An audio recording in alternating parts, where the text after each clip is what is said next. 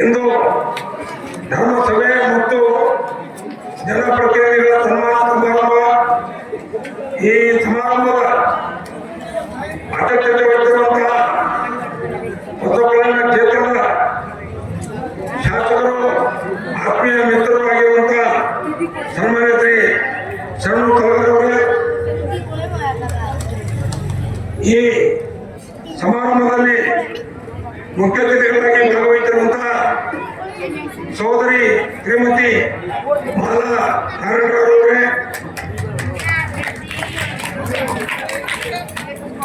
ಈ ಸಮಾರಂಭದಲ್ಲಿ ಭಾಗವಹಿಸಿರುವಂತಹ ಸದಾನಂದ ಪಾಟೀಲ್, ನಮ್ಮ ಗ್ರಾಮ ಪಂಚಾಯತಿಯ ಮಾಜಿ ಅಧ್ಯಕ್ಷರಾದಂತಹ ತುಕಾರಾಮ್ ಅವರೇ, ಆತ್ಮೀಯ ಸೋದರರಾದಂತಹ ನಮ್ಮ ಮುರಳಿ ಅವರೇ, ಇನ್ನೊಬ್ಬ ಸೋದರಂತ ಗೌತಮ್ ನಾರಾಯಣ ಅವರೇ, ಪ್ರದೀಪ್ ಬಿಡುವಂತಿ ಅವರೇ, ಸಲ್ಮಾನ್ ಖಾನ್ ಅವರೇ, ನಮ್ಮ ಮುಡಿವಾಡಿ ಗ್ರಾಮದ ಹತ್ತಿರದಂತ ಸುಭಾಷ್ ಕೋಟಿಯವರೇ ಮತ್ತು ನಮ್ಮ ಸೋದರರಾದ ರವೀಂದ್ರ ಅವರೇ, ನಮ್ಮ ತಾಣದ ನಾಯಕರಾದಂಥ ಸಂಜು ಕುಮಾರ್ ನಾಯಕ್ ಅವರೇ, ಸೋದರರಾದ ಪೂರ್ಣಚಂದ್ರ ಅವರೇ ಮತ್ತು ರಾಮಚಂದ್ರ ಅವರೇ, ಇನ್ನು ಈ ಸಮಾರಂಭದಲ್ಲಿ ಭಾಗವಹಿಸಿರುವಂತಹ ಕಿಶನ್ ಚೌಹಾಣ್ ಅವರೇ, ವಿನೋದ್ ಅವರೇ, ಪ್ರೇಮ್ ಸಿಂಗ್ ರಾಠೋಡ್ ಅವರೇ, ಚಂದ್ರಕಾಂತ್ ಅವರೇ, ಎಲ್ಲ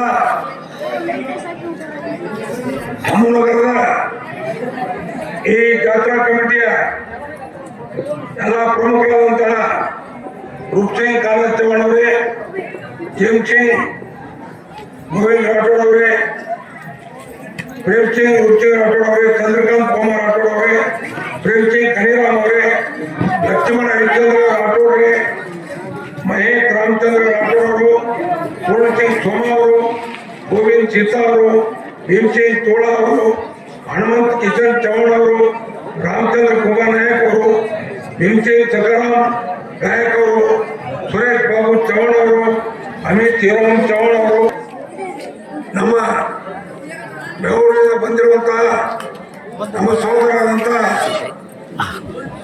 ನಮ್ಮ ಸುಭಾಷ್ ಚೌಹಾಣ್ ಅವರೇ ಮತ್ತು ಎಲ್ಲ ವೇದಿಕೆ ಕೆಳಗಡೆ ಬಹಳಷ್ಟು ಜನ ಗ್ರಾಮದ ಪ್ರಮುಖರು ಮತ್ತು ಹಿರಿಯರಿದ್ರಿ. ದಯವಿಟ್ಟು ಅಂತೇಳಿ ಯಾರು ಅನ್ಯತಾ ಭಾವಿಸಬಾರ್ದು. ಇವತ್ತು ಈ ನಮ್ಮ ಅಮರನಾಥ ದೇವರ 176ನೇ ಜಾತ್ರಾ ಮಹೋತ್ಸವದ ಅಂಗವಾಗಿ ಇವತ್ತು ನಾವು ಇಲ್ಲಿ ಧರ್ಮಸಭೆ ಹಮ್ಮಿಕೊಂಡಿವಿ. ವಿಶೇಷವಾಗಿ ನಮ್ಮ ತಾಣದ ನಾಯಕರಾದಂತಹ ಸಂಜೀವ್ ಕುಮಾರ್ ನಾಯಕರು ಮತ್ತು ಕಾರವಾರಿಯಾಗಿರುವಂತಹ ಪ್ರೇಮ್ ಸಿಂಗ್ ಚೌಹಾಣ್ ಅವರು, ಅವರೆಲ್ಲ ಈ 20-30 ಜನರ ಒಂದು ಸಂಘಟನೆಯ ಒಂದು ಟೀಮ್ ಮಾಡಿಕೊಂಡು ಈ ಅಮ್ಮನಗರ ಗ್ರಾಮದಲ್ಲಿ ಒಂದೇ ವರ್ಷದ ಅವಧಿಯಲ್ಲಿ ಭವ್ಯವಾದಂತಹ ಶ್ರೀ ವೀರ ಹನುಮಾನ್ ಮಂದಿರ ನಿರ್ಮಾಣ ಮಾಡಲಿಕ್ಕೆ ಅವರ ಸೇವೆ, ಅವರ ಪ್ರಯತ್ನ ಇವತ್ತಿನ ದಿವಸ ನಾವು ಶ್ಲಾಘಿಸಬೇಕಾಗ್ತದೆ. ವಿಶೇಷವಾಗಿ ನಮ್ಮ ಈ ಗ್ರಾಮದಲ್ಲಿ ನಾವು ಇದು ಲಂಬಾಣಿ ತಾಂಡ ಇರೋದ್ರಿಂದ ನಾವು ಬೇಗನೆ ತಾಂಡ ಅಂತ ಹೇಳುವಂತ ಒಂದು ರೂಢಿ ಇದೆ. ಆದರೆ ಈ ಯಕಲೂರು ತಾಂಡ ಇದು ಅಮ್ಮನಗರ ಅಂತೇಳಿ ಇದು ಕಂದಾಯ ಗ್ರಾಮ ಆಗಿದೆ. ಅದಕ್ಕೆ ಇದು ಗ್ರಾಮ ಅಂತೇಳಿ ನಾವು ಹೇಳ್ಕೊಳ್ಳೋದು ಬಹಳ ಸಂತೋಷ ಆಗ್ತದೆ. ವಿಶೇಷವಾಗಿ ಈ ಅಮ್ಮನಗರ ಗ್ರಾಮದಲ್ಲಿ ಇವತ್ತು ಎಲ್ಲರ ಸಹಕಾರದಿಂದ ಸರ್ಕಾರದ ಸಾಕಷ್ಟು ಕಾರ್ಯಕ್ರಮಗಳನ್ನು ಇಲ್ಲಿ ನಾವು ಮಾಡಲಿಕ್ಕೆ ನಾವು ಬಹಳ ಪ್ರಯತ್ನ ಪಟ್ಟು ನಾವು ಮಾಡುತ್ತೇವೆ.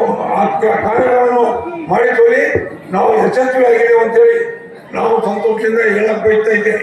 ML ಸಾಹೇಬರು ಸಮಕ್ಷಮದಲ್ಲಿ ಮತ್ತು ಅಕ್ಕವರಾದಂತ ನಮ್ಮ ಮಾಲಾ ಅಕ್ಕವರ ಸಮಕ್ಷಮದಲ್ಲಿ ಈ ಗ್ರಾಮ ಇದು ತಾಂಡ ಇದ್ದಾಗ ಸುಮಾರು 86ರಲ್ಲಿ ಇದು ಒಂದು ಕುಗ್ರಾಮ ಇದ್ದಂಗಿತ್ತು.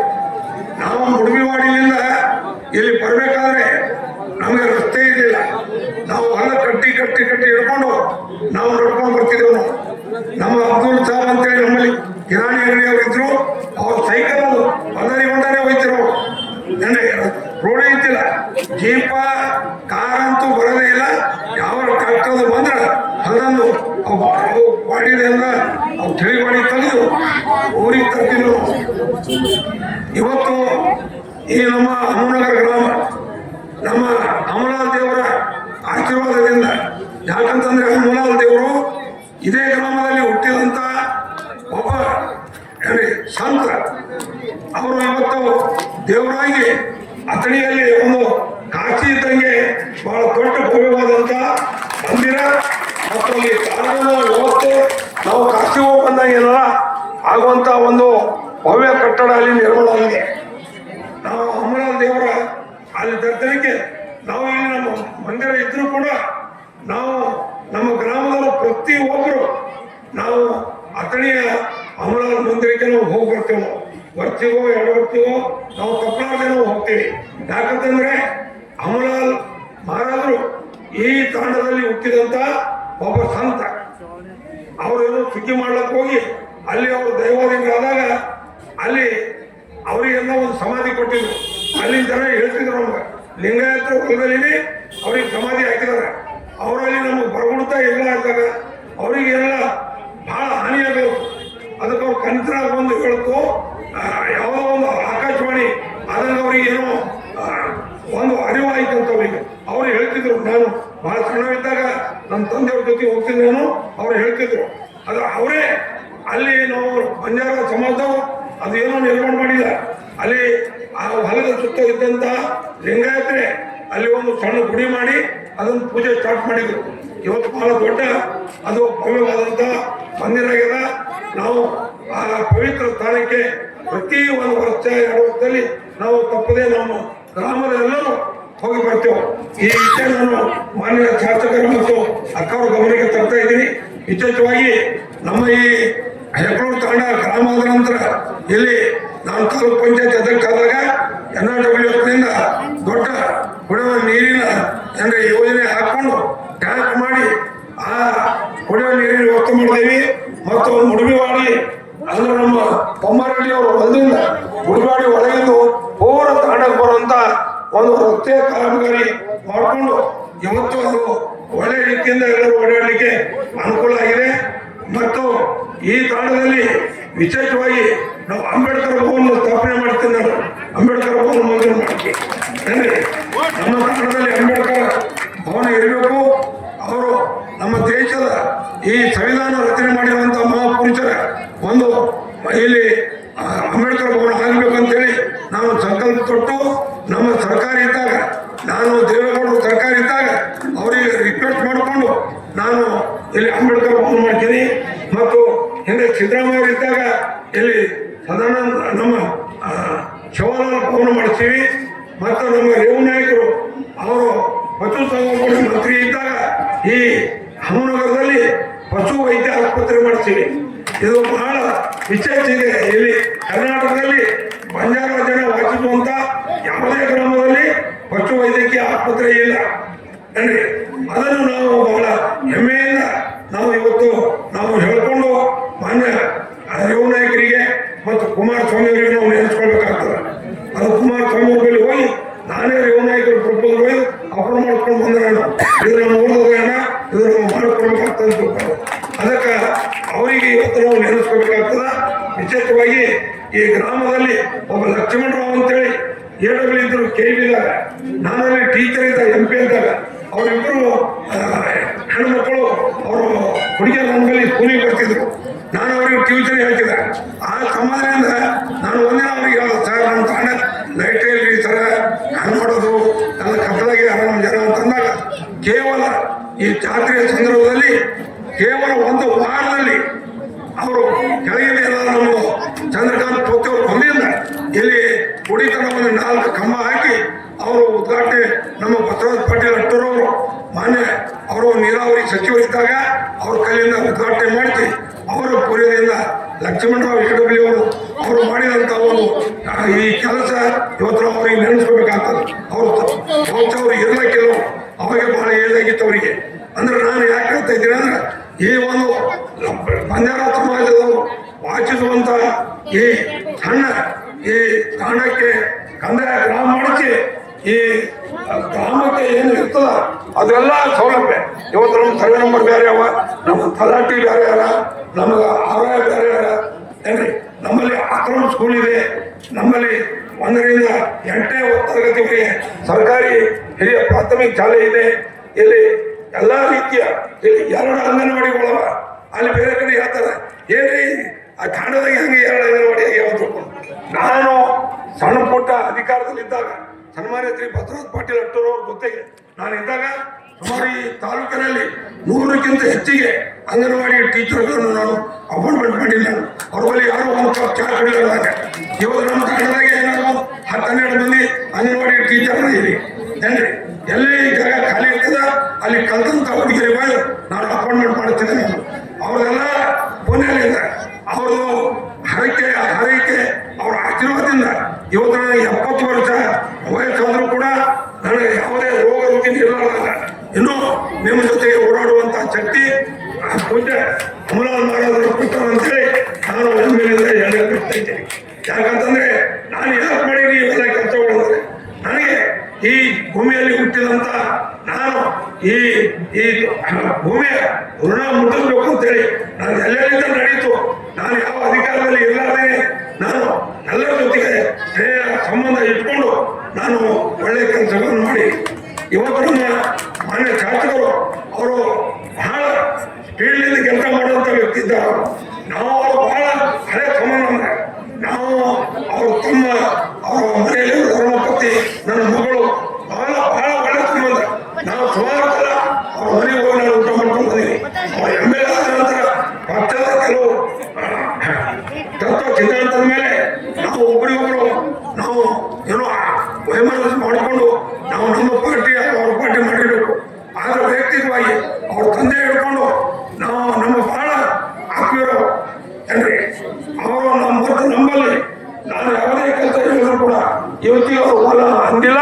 ಮತ್ತು ಅವರು ಕೆಲವು ವಿಷಯಗಳದಾಗ ಬ್ಲ್ಯಾಂಕ್ ಪೇಪರ್ ಮೇಲೆ ಸೈನ್ ಮಾಡಿ ಕೊಟ್ಟು ಕಳ್ಸಾರ. ಏನು ಪೇಪರ್ ಕೊಡ್ತಾರೆ ಮಾಡ್ಕೊಂಡಿರ್ಬೇಕು ಏನ್ರಿ. ನಾವೆಲ್ಲ ಬಹಳ ಆತ್ಮೀಯರಿದ್ದೇವೆ. ನಿಮಗೆ ತಿಳಿದಂಗೆ ಬೀನಾಯಣ್ಣವರು ನಾವು ಹಾಕಿದಂತವರಿಗಿಂತ ಹೆಚ್ಚಿಗಿದ್ದೆವು. ಅವರು ಪಾಪ ಅವರು ಅಕಾಲಿಕ ನಿಧನ ಆದವರು. ಅವ್ರಿಗೆ ಬಹಳ ಆಸೆ ಇತ್ತು ಬಾಬುನ ನಾಯಕರು ನಂತರ ಅವರು MLA ಆಗಬೇಕು ಅಂತೇಳಿ ಸಿದ್ದರಾಮಯ್ಯ ಹೇಳಿದ್ರು.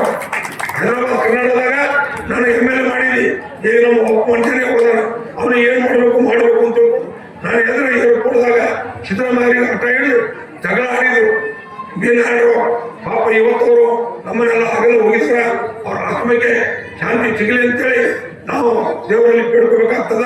ವಿಶೇಷವಾಗಿ ಈ ಸಮಾರಂಭದಲ್ಲಿ ನಿನ್ನೆ ಭವ್ಯವಾದಂತಹ ಈ ಹನುಮಾನ ಮಂದಿರದ ಕಟ್ಟಡದ ಕಳಸಾರ್ಪಣ ಮತ್ತು ಈ ಜಾತ್ರೆಯ ಉದ್ಘಾಟನೆ ಕಾರ್ಯಕ್ರಮಕ್ಕೆ ಪೂಜ್ಯ ಡಾಕ್ಟರ್ ಚನ್ನವೀರ ಶಿವಾಚಾರ್ಯರು ಅವರು ಬಂದು ನಮ್ಮನ್ನೆಲ್ಲ ಒಳ್ಳೆ ರೀತಿಯಿಂದ ಹರಿಸಿ ಹಾರೈಕೆ ಮಾಡಿ ನಮಗೆ ಆಶೀರ್ವಾದ ಮಾಡಿ ಹೋಗಿದ್ದಾರೆ. ನಮ್ಮ ಸಮಾಜದ ಸುಮಾರು 10-12 ಸ್ವಾಮಿಗಳು ನಿನ್ನೆ ಬಂದಿದ್ರು. ಒಳ್ಳೆ ರೀತಿಯಿಂದ ಅವರು ಎಲ್ಲ ಪೂಜ್ಯರು ನಮಗೆಲ್ಲ ಆಶೀರ್ವಾದ ಮಾಡಿ ಹೋಗಿದಾರ.